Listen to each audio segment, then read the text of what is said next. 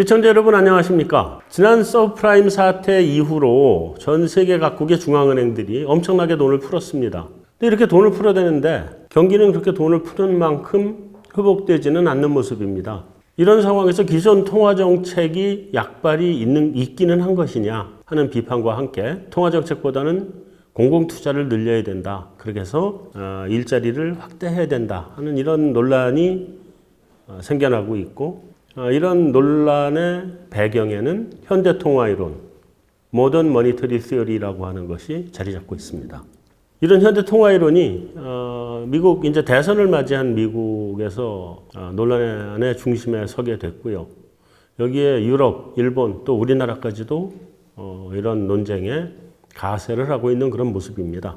그래서 오늘 이 자리에서는 이 현대통화이론, 모던 머니터리 시어리가 어떤 것인지, 또 왜 하필이면 이 시점에 그것이 논의되고 있고 그 이론이 맞다면 그러면 이게 우리 경제에 어떤 묘책이 될 것인지 이런 부분들을 집중해서 한번 조명해 보도록 하겠습니다. 오늘의 갈증 해소, MMT, 위험한 실험인가 아니면 새로운 대안인가? 한상환의 오아시스 함께 가시죠. 오늘 함께 해주신 분 소개해드리겠습니다. 국내 최고의 이코노미스트시죠. 홍춘우 박사님 나오셨습니다. 안녕하세요. 반갑습니다. 안녕하세요.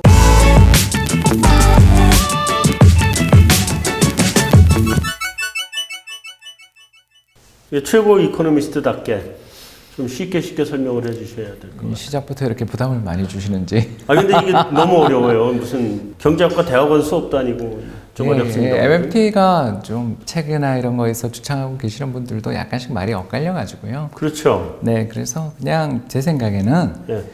재정 적자를 그렇게 걱정하지 말고 네. 적극적으로 돈을 써도 된다라는 네. 그런 주창하고 있는 좀 공격적인 재정 적자 또는 공격적인 통화 공급 확대론자들이다. 네. 이렇게 그냥 편하게 생각하고 이야기를 나누면 좋으실 것 같습니다. 알겠습니다. 자, 일단 이 MMT, 이게 이제 모던 머니터리 시어리, 이게 아직 완전히 정립되지는 않은 예, 상태죠? 그렇죠. 예, 논쟁 중이고요. 계속 논쟁 중이죠. 예, 논쟁 중이고 또 이게 부각된 이유는 간단합니다.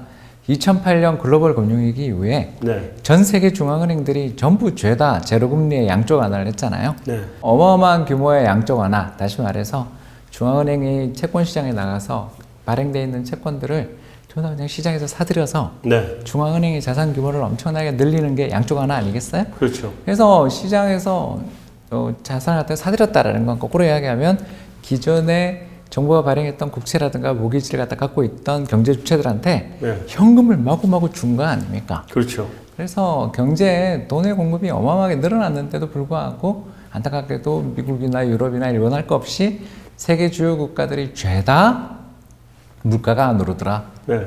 이런 이야기가 돼버린 것입니다. 그래서 과거와 달라져 있는 경제 여건 속에서 인플레이션, 돈을 아무리 찍어도 인플레가 발생하지 않는다는 것은 우리가 그간 생각해 왔었던 인플레이션에 대한 정의가 틀린 거다. 네. 다시 말해서 인플레이션은 화폐적 현상이다. 이렇게 우리는 생각했잖아요. 네. 다시 말해서 돈을 많이 발행하면 물가가 올라요. 이렇게 우리는 생각해 왔었고 전통적인 그렇죠. 전통적 견해라고 양적, 볼 수 있죠. 네.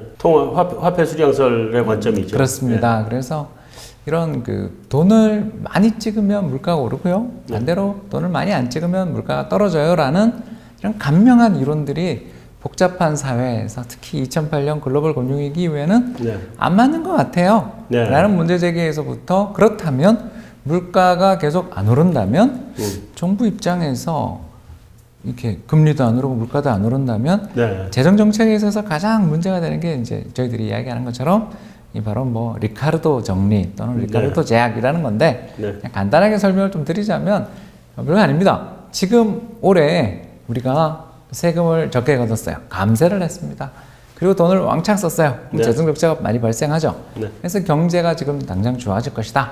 이제 이렇게 되면 무슨 문제가 해결되는데 이 리카르디안 정리 또는 균형에서는 뭐라고 생각하냐면 지금 정부가 돈을 마구 찍어내서 돈을 쓰게 되고 적자가 어마어마하게 발생하게 되면 저건 나중에 정부가 대대적인 증세, 다시 말해서 세금을 왕창 이후에 걷게 돼 있을 테니까 네. 지금 정부가 경기를 부양하기 위해서 감세를 하거나 재정 지출을 확대하는 거에 대해서 가게라든가 기업들은 오히려 저축으로 대응하려고 드는 생각을 갖게 될 거라는 거고요. 네. 그래서 정부가 재정 정책을 적극적으로 쓰는 과정에서 재정 적자를 크게 내면 그에 대해서 경제 주체들, 가게와 기업이 반대 방향으로 행동하기 때문에 이런 적극적인 재정 정책의 효과는 장기적으로 보면 없다라고 없다. 주장하는 게 네. 바로 이제 리카르디안 정리, 또 리카르도 정리라고 하는 건데요.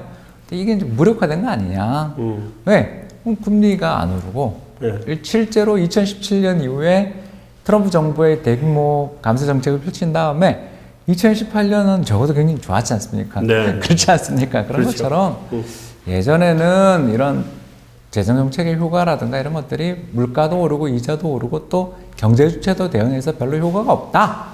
이렇게 우리들은 봐왔기 때문에 결국 장기적으로 볼 때 재정을 균형으로 유지하는 게 좋아요. 뭐 이런 생각들을 가지고 있었고 이게 전통적인 견해라고 우리가 부를 수 있다라면 네. 이게 이제 최근에 무력화되는 가운데 반대편 의견이 나온 거죠. 야, 경기가 안 좋은데 뭐 자꾸 그렇고 옛날에 맞지도 않은 이론에 자꾸 이렇게 얽매여 있지 말고요. 돈을 적극적으로 풉시다. 그리고 적극적으로 풀어봐야 물가도 오르지 않고 하니까 물가가 오를 때까지 무한정 돈을 풀어도 문제 없는 거 아니에요. 뭐 이런 좀 약간 무서운 어떻게 본다면 전통적 견해의 반대편에 있는 어떤 의견의 모임 또는 의견의 집합이 MMT라고 우리가 부를 수 있지 않을까 생각됩니다. 지금 말씀을 들어보니까 이제 겁나게 어려운데요.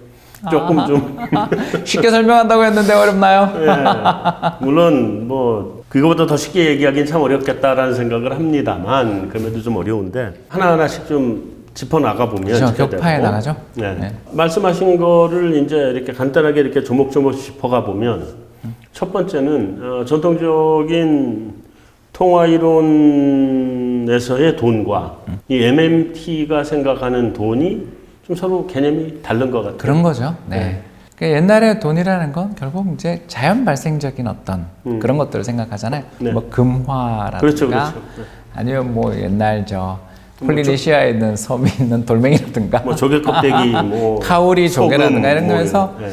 사람들의 서로 필요에 의해서 나왔던 어떤 가치 있는 물건 네. 이걸 우리 서로 사회에서 돈이라고 규정짓고 그거는 어떻게 보면 건드릴 수 없는 뭐 상당히 그런 가치를 가지고 있다라고 생각을 했다라면 이 MMT 사람들은 간단하게 이야기해서 정부가 화폐를 어떻게 선정해서 네. 나 이걸로 이제 세금 걷겠습니다라고 지정해준 일종의 정부가 만든 도구 또는 종이 조각. 종이 조각 뭐 이런 차원에서 의견이 좀 다른 것 같더라고요. 네. 그리고 실제로 이제 최근 들어서서 우리 그 암호화폐 문제나 이런 것들 속에서 보면 그렇죠. 예, 그 통화 화폐에 대한 사람들의 생각이 참 많이 다르다라는 걸 요새 많이 느끼잖아요. 그래서 네네. 좀 전통적인 화폐에 대한 견해들은 화폐라는 것은 뭔가 가치를 내포하고 있거나 네. 사회적 맥락이 있는 어떤 귀중한 것 이런 것이라는 생각이라면 MMT 주창하시는 분들은 아니야 그냥 사회적 약속이야. 저거 그냥 정부가 이게 돈이다라고 선언하면 그게 돈이야. 사회 경제 전체 구성원들이 그냥 인정해주는 또는 사회 경제 구성원들 사이에 있어서의 어떤 신뢰의 관계 속에서 형성된 어떤 것이야. 의견들이 좀 다르더라라는 거고요. 네. 그래서 예전에는 인플레이션이 나는 방법이 가장 쉬운 방법이 금이 많이 채굴되는 거 아닙니까? 그렇죠. 그리고 또 더 나가서 정부가 또 금에 상응하는 버는 통화를 왕창 찍어내면 이게 이제 인플레이션이 발생하고 그랬었는데 이제 지금은 그런 관계가 좀 깨진 거 아니냐? MMT는 그런 쪽의 입장을 좀 가지고 있는 것 같다 이렇게 볼 수 있겠습니다.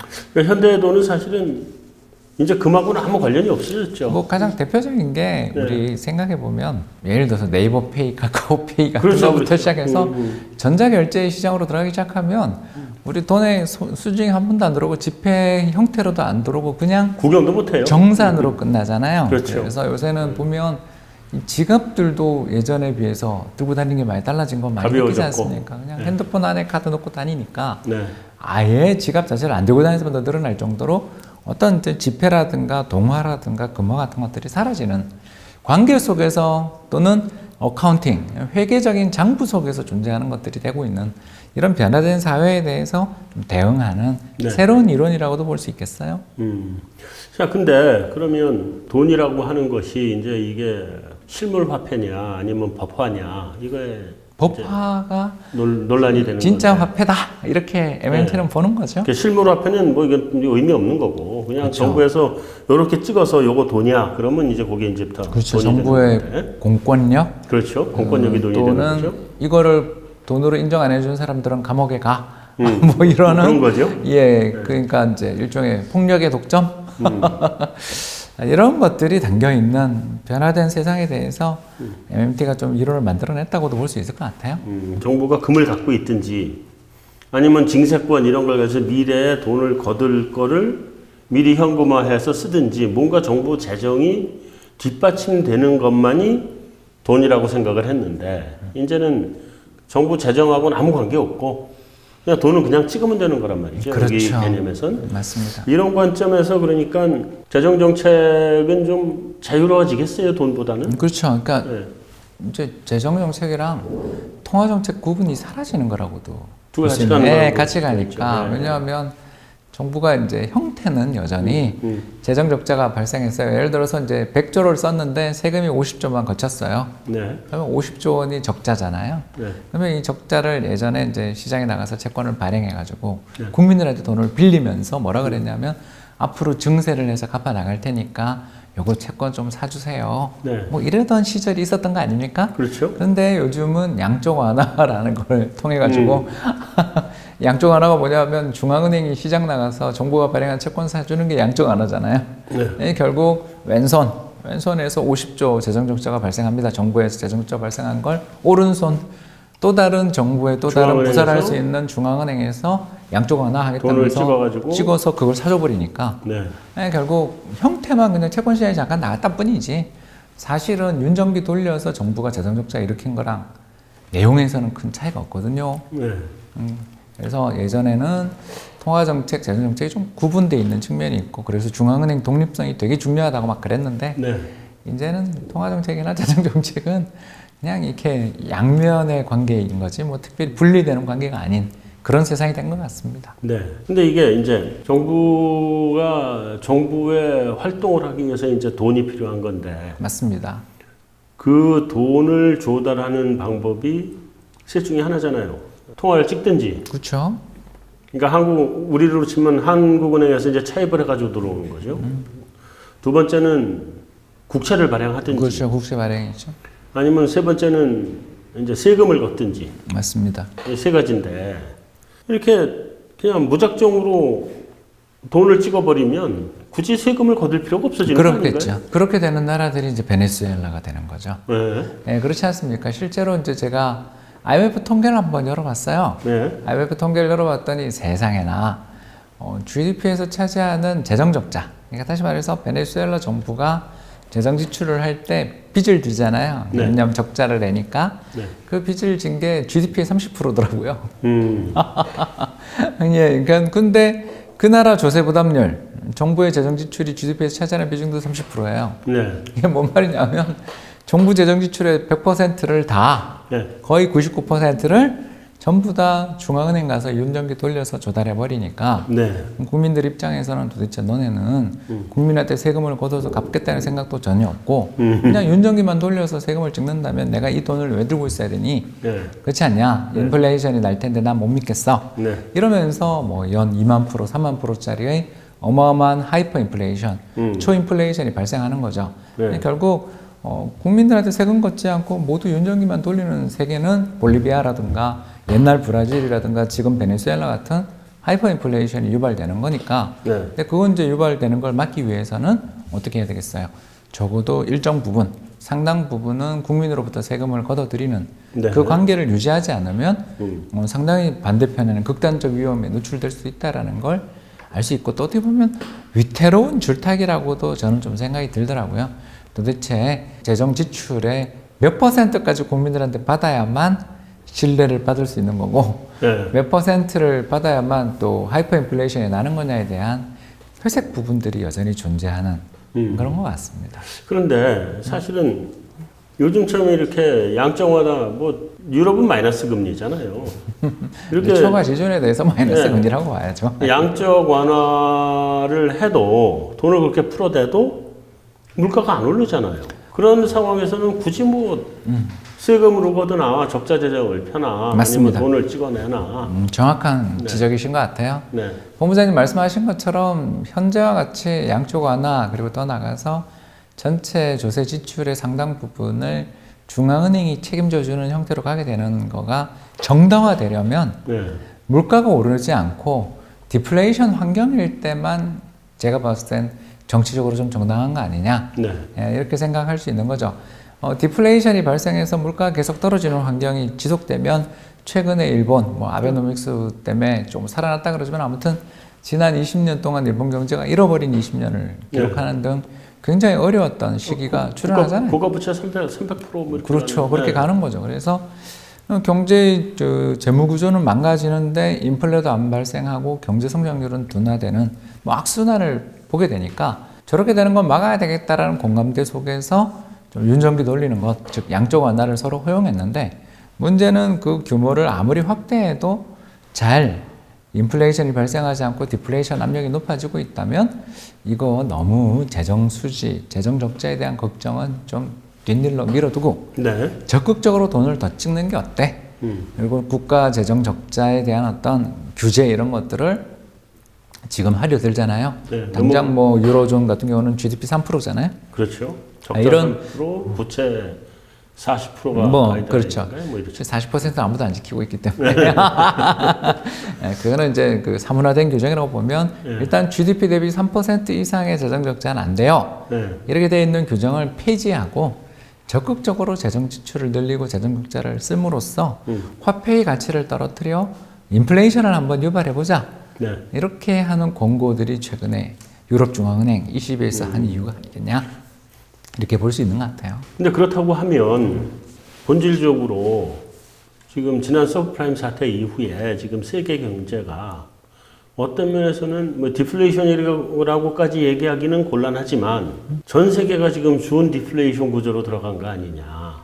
아무리 돈을 찍어도 물가가 올라가지 않는 이 구조. 다음에 정부가 금리를 낮추고 높이고 아무리 해봐야 시장에서 별로 반응을 안 하고 그게 반응을 안 하다 보니까 경기도 반응을 안 하고 이러면 이제 결국 논쟁은 그 전통적인 관점에서의 경제학은 이거를 그냥 유동성 함정이다 이렇게 지금 보고 있는 것일 거고 거기에 반해서 MMT는 유동성 함정이 아니라 이게 새로운 세상이야 라고 이야기하는 것 같아 보이거든요. 그렇죠. 새로운 화폐가 더 주류가 돼버린 네. 그렇죠. 그런 세상이라고 볼 수도 있는 것 같습니다.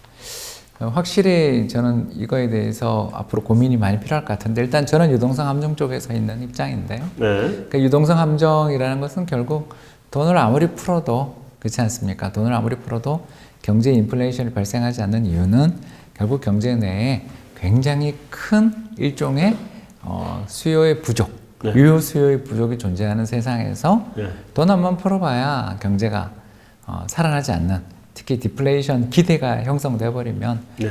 더 경제가 살아나지 않는 현상을 의미한다고 볼 수 있고 실제로 IMF를 비롯한 여러 경제 전반기관들의 추계를 살펴보면 네. GDP 갭, 그러니까 다시 말해서 경제가 생산할 수 있는 캐파 대비해서 실제 수요의 차이가 아웃풋 갭, GDP 갭이라고 볼 수 있는데 이게 우리나라뿐만 아니라 세계 대부분의 나라가 다 마이너스더라고요. 엄청난 공급 과잉이 있죠. 공급 사실. 과잉이 세상에 존재하는 거죠.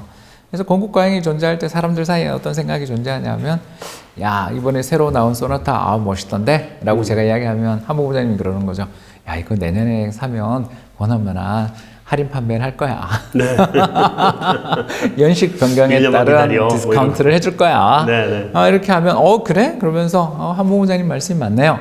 그러면 네. 저는 오래 안 사고 좀 기다릴래요. 그런데 이제 저의 매출, 저의 소비는 다른 사람 입장에서 매출이 되고 네. 그리고 매출이 증가하지 않은 환경에서는 결국 경제는 고용의 감소로 가는 네. 불황의 악순환을 탈 수 있다는 것 때문에 경제 전체적으로 보면 디플레이션이 존재하는 거고 네. 이런 경제의 디플레이션을 해결하기 위해서 가장 좋은 정책이 결국은 재정 정책인데 네. 왜냐하면 통화 정책은 효과가 없잖아요.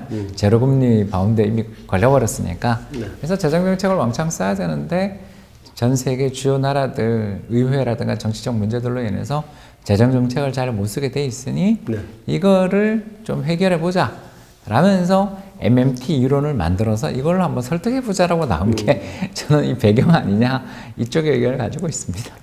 이제 두 가지 좀 시청자분들한테 좀 명확하게 좀 말씀을 드려야 될 부분이 있는 것 같은데, 하나는 그 MMT 이론이 양적 완화하고 뭔 차이냐, 뭐 이런 게 하나 있을 수 있고, 그렇죠. 그다음에 두 번째는 대공황 때 케인즈의 유효 수요 확대 정책하고 뭔 차이냐. 네. 한 본부장님 말씀하신 것처럼 네.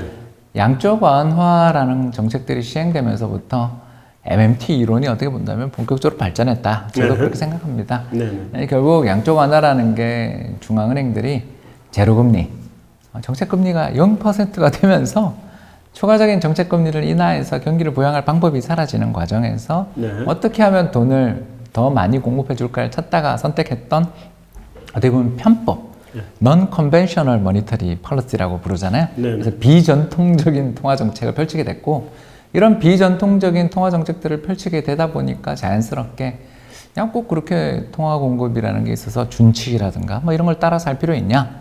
정부가 진짜 정책이 필요하다 싶으면 그냥 막 찍으면 되는 거지. 뭐 굳이 어떤 룰을 이런 거 베이스 필요하냐?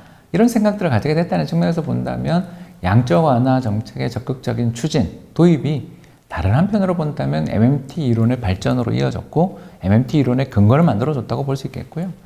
또 하나 더 이야기를 해나간다면, 결국 이제 그 케인즈가 살았던 1930년대의 대공황 당시의 경험들이 어떻게 보면 케인즈주의로 가면서 케인즈주의의 가장 핵심적인 내용을 살펴보자면 결국 유동성 함정 문제를 해결하기 위해서 재정 지출을 늘리라는 거 아니었습니까? 그렇죠.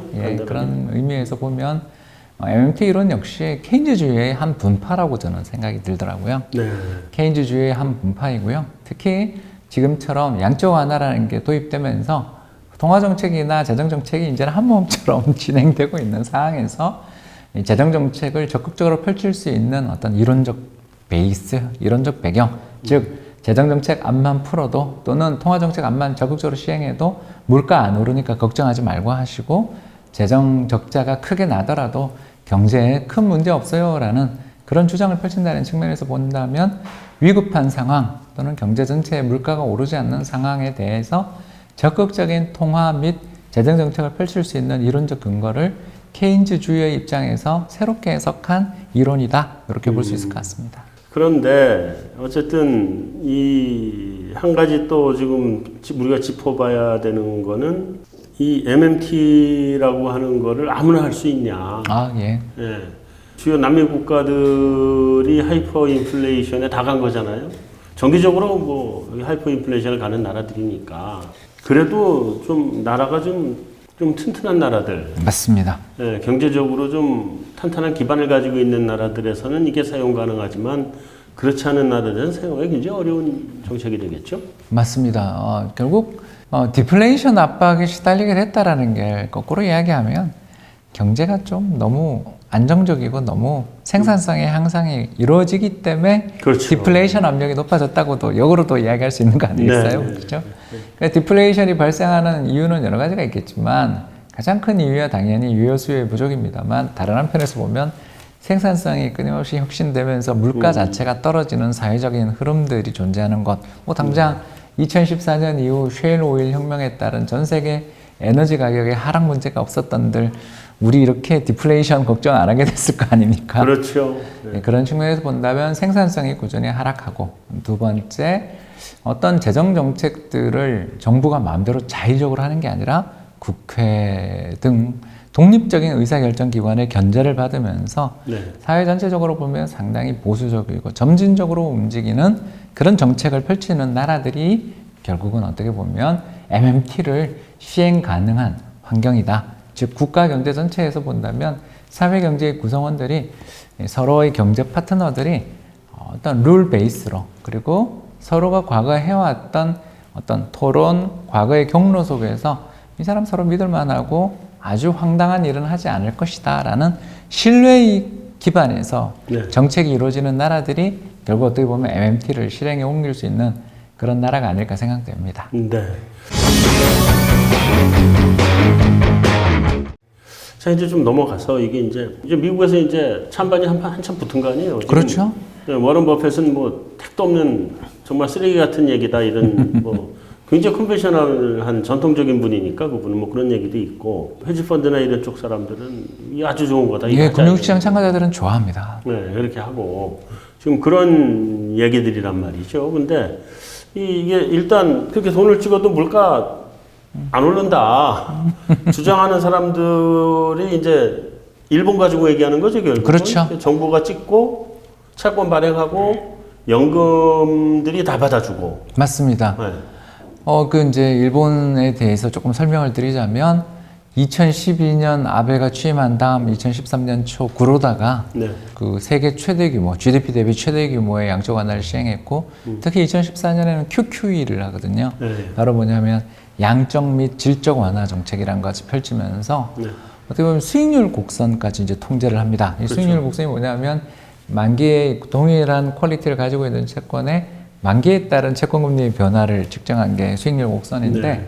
어떻게 보면 뭐 장기채 금리를 정부가 통제하는 정책이라고도 볼 수 있어요. 그렇죠. 네. 이렇게 되면서 30년 만기 또는 10년 만기 국고 금리도 0.1% 밑으로 정부가 아예 금리를 통제해버리는 그런 정책을 네. 펼치면서 전체 GDP 대비해서 일본은행이 가지고 있는 게 얼마를 가지고 있냐면 100%를 들고 있어요. 네. 다시 말해서 일본 중앙은행이 GDP의 100% 정도에 달하는 정부 채권들 또는 각종 유가 증권들을 보유하는 세계에서 가장 큰 중앙은행이 돼버렸습니다. 네. 그렇게 됐는데도 불구하고 안타깝게도 인플레이션이 발생하지 않고 심지어 아베 정부가 최근에 데이터 조작 논란이 있을 정도로 네.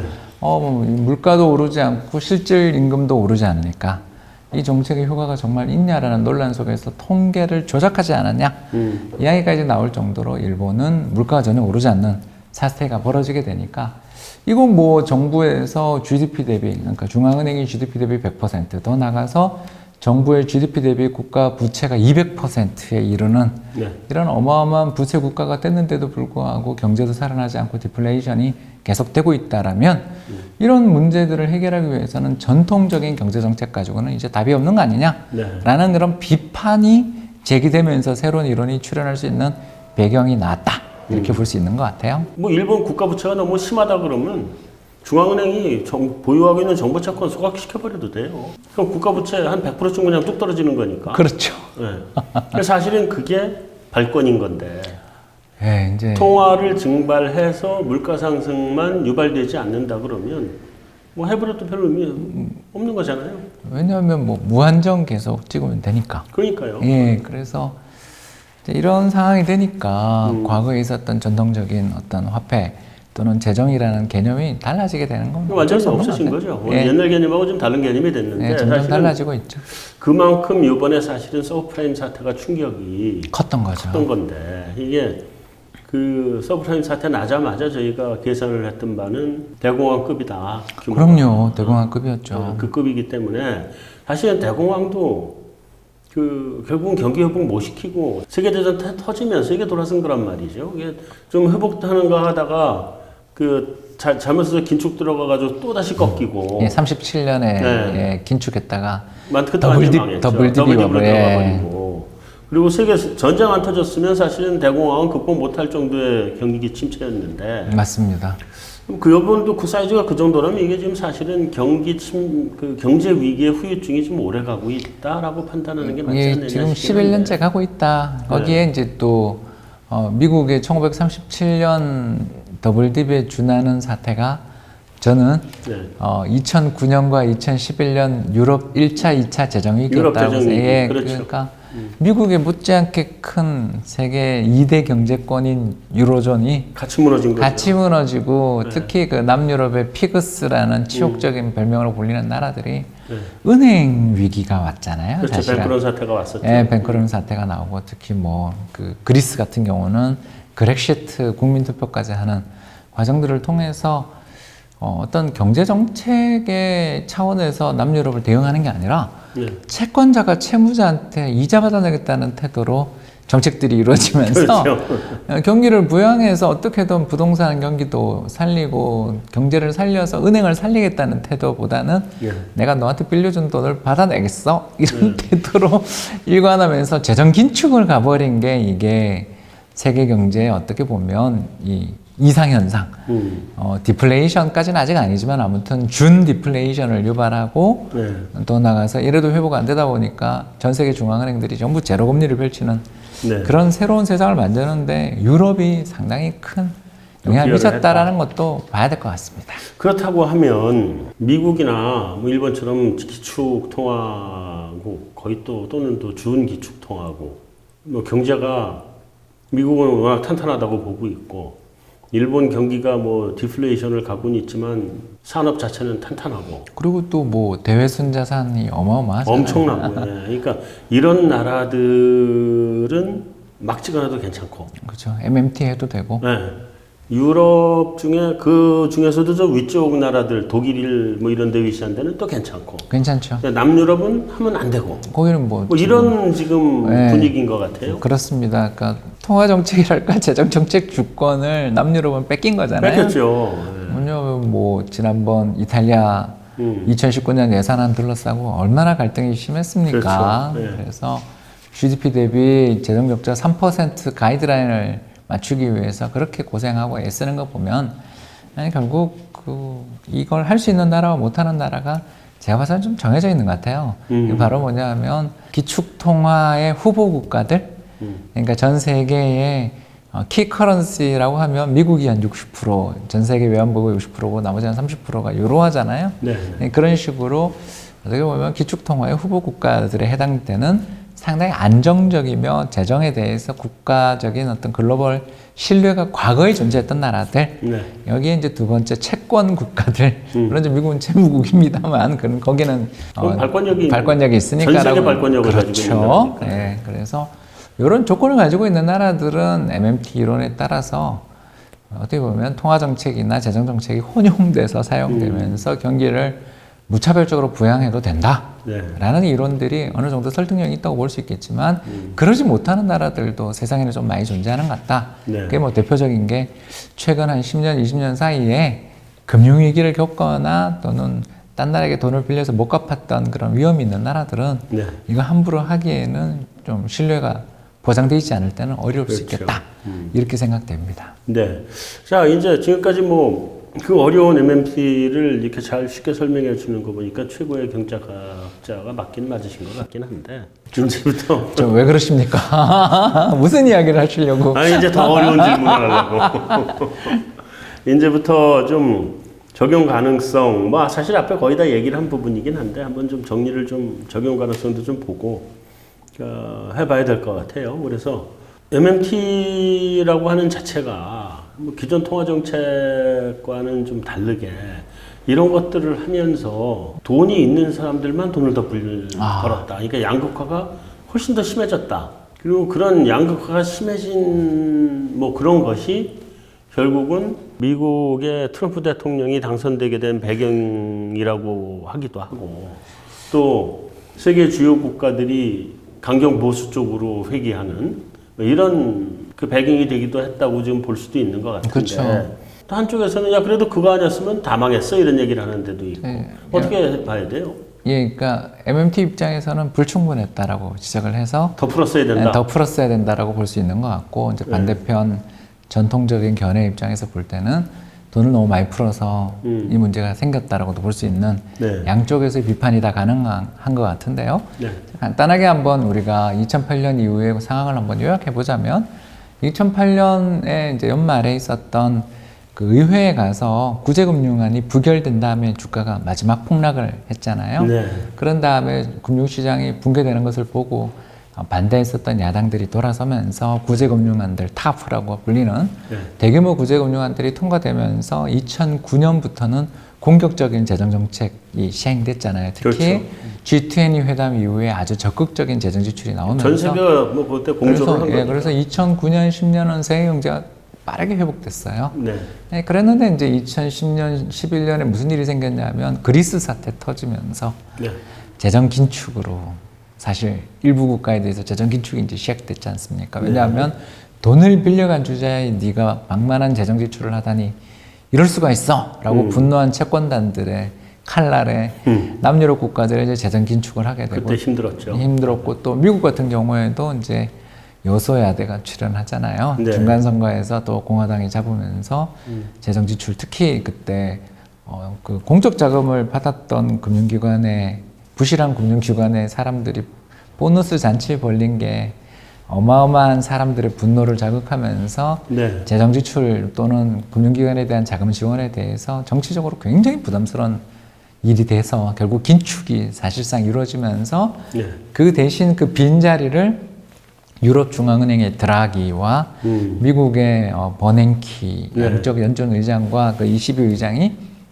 양적 완화를 2차 양적 완화 또 유럽은 LTR 같은 걸 하면서 어떻게 보면 재정은 이제 중립 내지는 긴축으로 가버리고 통화 공급만 확장을 하는 정책들이 펼쳐지는 가운데 네. 경기의 회복은 이루어지긴 이루어졌지만 대신 돈만 풀리고 재정 지출을 해야 재정 지출이 재분배 역할을 하잖아요. 그렇죠. 일자리를 만들어내는 게 재정 지출이니까. 그렇죠. 근데 재정 지출은 늘지 않는데 통화 공급만 느니까 네. 무슨 일이 벌어지냐면 이 돈을 빌릴 수 있고 차입할 수 있는 사람들, 그러니까 돈을 빌릴 수 있는 사람들만 그 결국 신용이 있는 사람들과 신용이 있는 기업들만 돈을 저금리, 사상 초유의 저금리를 마음대로 활용할 수 있고 네. 신용도가 떨어지는 사람들은 돈을 빌릴 수 없게 되니까 자연스럽게 경제의 양극화가 심해졌다라는 비판을 네. 하게 되는 거죠. 네. 그러니까 이런 측면에서 MMT는 정부가 무제한 재정 지출을 늘릴 수 있고 그 재정 적자를 중앙은행이 다 인수해 주는 쪽으로 가게 되면 결국 이 불평등 문제를 MMT 이론대로 했더라면 해결할 수 있었을 텐데 네. MMT 이론을 받아들이지 않아서 돈만 풀어서 그러니까 재정은 안 하고 재정은 오히려 돈만 긴축하고 통화 공급만 확대함으로써 경제의 불평등을 심화시킨 거 아니냐라는 그런 이야기를 뉘앙스를 갖게 되는 것 같습니다. 근데 지금 이제 어쨌든 이 다시 재정 정책을 더 확장하고 맞습니다. 그 통화 정책, 재정 정책이 같이 가야 된다고 하는 이런 주장들이 이제 미국 정계에서 이제 논란이 되기 시작한 거죠?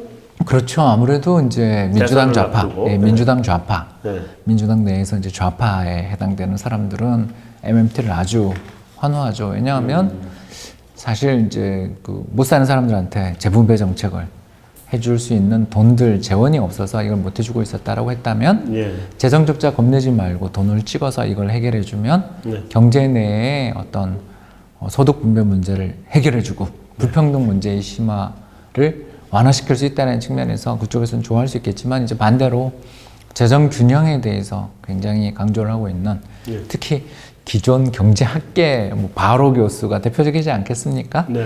그래서 지금 지고 있는 부채는 결국 나중에 증세다. 그렇지 않냐? 이렇게 네. 이야기를 하고 있는 분들 입장에서 본다면 지금 뭐 저렇게 재정 지출을 늘린다고 해서 이것이 경제에 바로 호재로 작용한다라는 근거 증거가 어딨냐? 네. 이렇게 주장하시는 분들 입장에서는 경제가 이제 점점 회복되고 있는 상황에서는 균형 재정으로 가야 된다. 특히 뭐 트럼프 대통령이 감세조차 반대하는데 네. 아니, 그런 의견들이 서로 엇갈리고 있기 때문에 네. 이게 정치적 문제고 내년 미 대선에서 한참 뭐 이게 아마 뜨거운 화두가 되지 않겠는가. 참고로 트럼프 대통령은 감세는 해놓고도 정작 MMT는 굉장히 싫어하고 사회주의 그렇죠. 정책이라고 비판하더라고요. 비판하죠.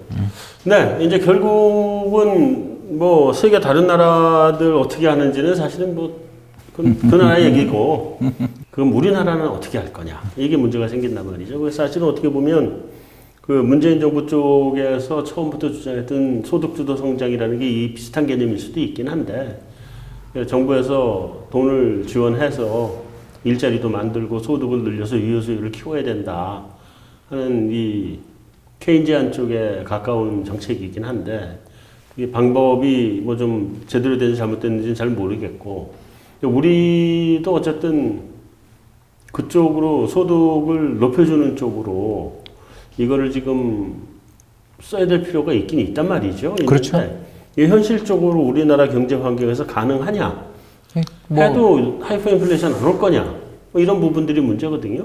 저는 일단 우리나라에서 MMT는 좀 지금은 네. 시기상조다. 아직은 시기상조다. 네, 그게 왜 그러냐면 두 가지 이유가 있는데 하나는 이제 지난 3월에 리디노미네이션 파동 기억나시죠? 네. 그 화폐 개혁 이야기 잠깐 얘기 나왔다가. 네, 근데 그때 막 금값이 급등하고 네. 그때를 고비로 해서 우리나라 부동산 그때 가격 집값도 뛰었어요? 예, 집값이 이제 바닥 찍고 결국 지금까지 9월까지 일단 데이터 나와 있는 건 9월까지니까 9월까지 부동산 가격이 특히 서울 중심으로 해서 급등하게 됐던 이유들이 어떻게 보면 그 리디노미네이션에 대한 우려 때문이었는데 왜 그러냐 그렇죠. 그러면 결국 그 자금 출처 조사할지도 몰라. 저 사람들이 나의 장부를 다 들여다보는 게 나는 싫어. 저 사람들이 뭔 짓을 할지 몰라. 라는 어떤 이런 신뢰의 부족에서 이런 해프닝들이 벌어지고 혼란이 생겼다라는 걸 저는 좀 부인할 수 없지 않냐. 네. 이렇게 말씀드릴 수 있습니다. 결국 우리는 저신뢰 국가다. 다시 말해서 서구 선진국들이나 일본은 좀 신뢰도가 높은 나라. 네. 그리고 이 나라에서 재정 지출이라는 것들이 어떻게 보면 신뢰관계 속에서 형성된 나라라면 우리는 아직 그러지 못하다는 측면에서 이렇게 MMT라는 것이 과연 가능할 것인가에 대해서 불신할 수도 있는 분들이 좀 있다. 네. 이렇게 볼 수 있겠고 이제 두 번째는 그거 굳이 안 해도 된다라는 게 더 큰 이유가 되겠는데요. 네. 바로 뭐냐면 우리나라의 GDP 대비 재정 수지는 2018, 2019년 IMF 추계에 따르면 여전히 흑자지 않습니까? 네. 내년은 이제 적자가 되지 않겠나 저희들은 생각하고 있는데 일단 재정 수지가 흑자를 계속 기록하고 있고 두 번째는 이자율도 플러스예요. 네. 다른 나라는 이자율이 다 제로금리 또는 마이너스 금리가 되어 있기 때문에 네. 어쩔 수 없는 면이 있다라면 우리는 제로금리가 아니라 플러스 금리니까 양쪽 다, 즉 재정정책과 통화정책 다 돈을 쓸 수 있고 더 나가서 이자율보다 경제성장률, 명목 경제성장률이 높아요. 네. 그렇지 않습니까? 그래서 그렇죠. 우리나라가 성장률이 아무리 떨어진다 그래도 명목 성장률 한 2% 초반은 나오지 않겠냐 이렇게 생각되는데 네. 물론 이것도 굉장히 떨어진 거긴 합니다만 근데 2% 우리 초반보다는 좀 더 나오겠죠. 더 나오겠죠. 그런데 이제 보수적으로 제가 말씀드린 네. 거고요. 이제 2%다라고 하는데 우리나라 장기 채권 금리가 1% 초반 정도까지 떨어져 있으니까 네. 계산하기 쉽게 우리나라 명목 성장률은 2% 그리고 자금 차입의 이자율은 1%라고 한다면 정부가 대규모 재정 적자를 기록하게 되면 네. 경제 전체의 효과는 큰데 비해서 정부의 이자 부담, 재정 적자에 따른 이자 부담은 거의 없는 상황이 되잖아요. 네. 왜 그러냐면 우리가 이제 그냥 단순하게 계산하겠습니다. 100조짜리 GDP를 갖고 있습니다. 네. 그리고 20조의 재정을 가지고 있어요. 조세 부담률 20%죠. 네. 자, 그런데 우리가 경기를 부양하기 위해서 10조를 적자를 냈다. 네. 그냥 무식한 가정입니다. 네. 그래서 우리나라 경제는 100조짜리 경제에 20조의 국가 재정을 가지고 있었는데 올해만 예를 들어서 30조를 했다. 네. 라면 자 10조만큼 추가적인 재정 부담이 생겼는데 이자는 1%니까. 그렇죠. 이자는 1%니까 결국 이자 1%에 따르는 이자 부담은 뭐 1,000억이에요. 네. 뭐 그렇지 경제 성장하는 거에 비하면 아무. 야, 그리고 경제 성장률을 무려 GDP의 10%에 달하는 재정 적자를 일으켰으니까 GDP 성장률이 뭐 한 5% 이상은 더 나오지 않겠습니까? 네. 아니, 그러면 거기에 따르는 경제 성장에 따르는 어마어마한 효과도 크고 그러면 추가 증세도 105조가 있고. 되니까 네. 105조가 되니까 거기에 따라서 또 세금도 잘 세금 붙이냐. 칠수 그래서 결국 그 GDP 대비해서 정부가 져야 되는 어떤 실질적인 이자 부담이나 재정 수지 적자의 부담은 별게 아니고 이자 부담보다는 세수 늘어나는 게 더 많을지. 더 많죠. 그래서 이렇게 시장 이자율보다 명목 성장률이 더 높은 시기에는 적극적인 재정을 쓰더라도 국가 재정의 적자 부담이나 이자 부담은 거의 고려할 필요가 없는 상황이 될 수도 있거든요. 네. 이런 측면에서 우리는 저금리 정책과 확장적 재정 정책을 쓰는 것만으로 현재 찾아온 디플레이션 위험을 타개하는데 쓸 정책 수단이 존재하기 때문에 네. 굳이 MMT 뭐 이런 이야기 할 필요도 없이 우리는 적극적인 경제 확장 정책 확장 정책만 쓰면 된다. 그걸 열심히 쓰면 된다. 예. 이렇게 말씀을 좀 드리고 싶습니다. 굳이 MMT까지는 가지 않아도 된다. MMT는 이제 여기 보면 양쪽 하나가 뒷받침되어 있는 거고 그렇죠. 우리는 양쪽 하나도 안 하니까요. 그렇게 할 필요도 없이 그냥 재정만 좀 확장하자. 또 우리 재정이 너무 건전하니까. 네, 네, 네, 맞습니다. 자, 어쨌든 마지막으로 뭐 이 MMT 말고 또 따로 뭐 제언할 만한 무슨 좋은 정책들 같은 거 없을까요? 이게 재정 지출을 늘리는 걸로 끝나는 게 아니라 재정 지출 속에서 당연히 못 사는 분들에 네. 대해서 복지 정책 쓰는 것은 동의하는데 같이 가야 되고요. 예, 문제는 이제 우리나라 경제의 최근 5년 사이에 가장 큰 문제는 생산성의 향상 속도의 둔화 아니냐 네. 이런 이야기들을 우리 좀 걱정을 그게 하고 심하죠. 있습니다. 예, 그게 네. 심화되고 있는 것 같아요. 그렇다면 결국 R&D라든가 SOC 같이 경제의 생산성을 향상시키는 데 도움이 되는 지출들 부분들이 있는데 그걸 이제 정부가 2020년 예산안에서는 5년 만에 처음 플러스로 증가세를 돌아섰어요. 네. 그러나 그전 5년에 감축이 있었기 때문에 네. 굉장히 비중이 줄었어요. 과거에 비해서. 그죠? 그런 것들을 생각해 보면 좀 더 적극적으로 경제의 생산성 수준을 향상시키기 위한 R&D 지출 및 SOC 관련 예산들을 좀 더 공격적으로, 더 적극적으로 확장하는 쪽에 대해서도 이번 예산안 심사가 그런 방향으로 이루어졌으면 하는 희망을 갖게 됩니다. 잘 알겠습니다.